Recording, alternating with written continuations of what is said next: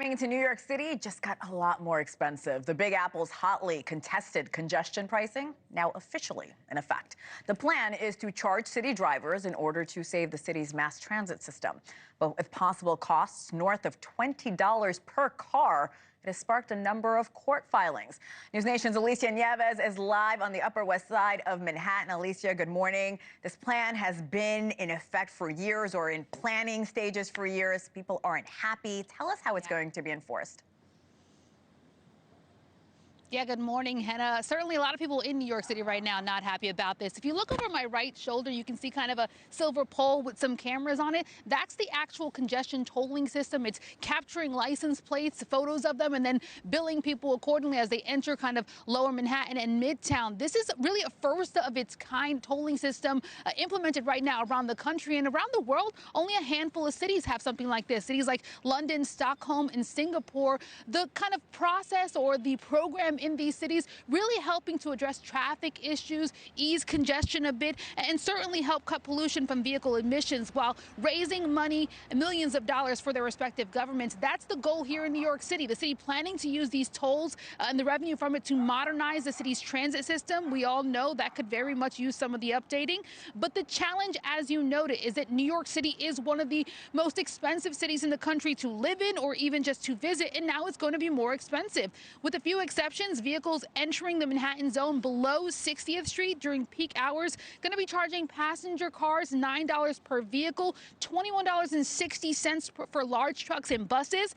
And the tri-state area, people commute here from New Jersey, Connecticut, even surrounding boroughs outside of Manhattan. They typically have to cross another bridge or toll, and so that's going to add an additional $16, adding up to more than $20 a day for a lot of drivers. And annually, we're talking about $5,700.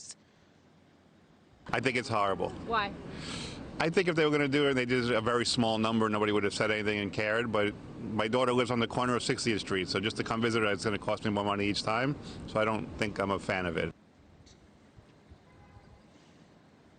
And even if you're not a resident of New York City or a commuter, you're just visiting, a tourist at the Big Apple, taxis and rideshare programs, they're going to pass the cost on to you. You're going to have to pay a per-trip surcharge. Right now, about 75 cents for taxis. Again, per trip, $1.50 for Uber or Lyft. And it doesn't sound like much, but if you're bustling around the city, that could add up really quickly.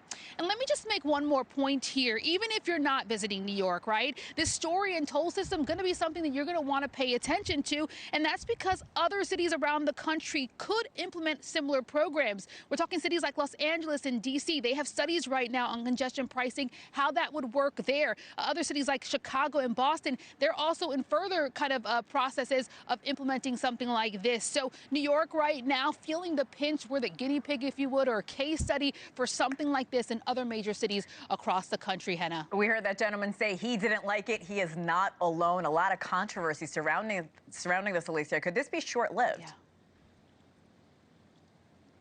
The reality is that's probably the case here, or at least could be the case here. We know that this has already had at least 10 kind of legal challenges, one of the most formidable challenges being from the state of New Jersey. A court there has been delaying the process of this being implemented, but just on Friday actually ruled against the state of New Jersey, allowing it to move forward and be implemented again today being the first day this is going into effect.